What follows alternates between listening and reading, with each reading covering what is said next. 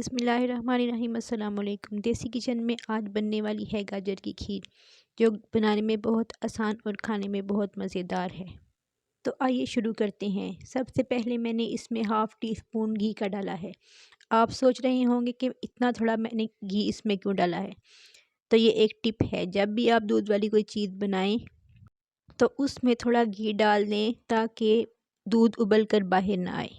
گھی کے ساتھ کدوکش کی ہوئی گاجریں ڈال دیں اور اوپر سے ڈھک دیں تاکہ گاجریں اپنے ہی پانی میں گل جائیں۔ اگر آپ کو لگے کہ گاجروں نے زیادہ پانی نہیں چھوڑا تو اپنی طرف سے آپ ½ کپ پانی ڈال دیں اور گاجریں اسی پانی میں گل جائیں گی۔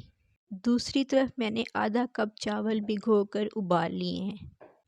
جب گاجریں اچھی طرح گل جائیں تو اس میں دودھ ڈال دیں۔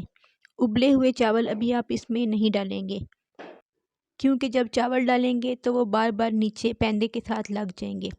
دودھ ڈال کر آپ گاجروں کو پھر اچھے طریقے سے گلنے کے لیے رکھ دیں، ساتھ ساتھ چمچہ چلاتے رہیں۔ اس دوران ہم اس میں الائچی، چینی اور 1 چٹکی نمک بھی ڈالیں گے۔ نمک سے کھیر کا ذائقہ بہت اچھا آتا ہے۔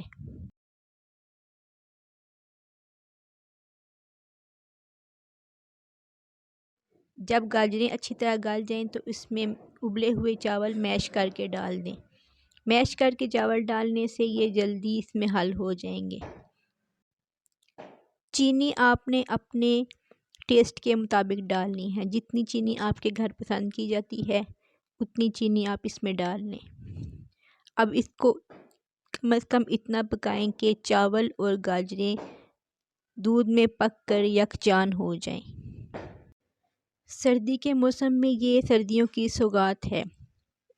گھر میں بنائیں، خود بھی کھائیں اور اپنے گھر والوں کو بھی کھلائیں۔ ویڈیو اگر پسند آئے تو لائک اور کمنٹ ضرور کریں، چینل کو سبسکرائب بھی کریں۔ شکریہ۔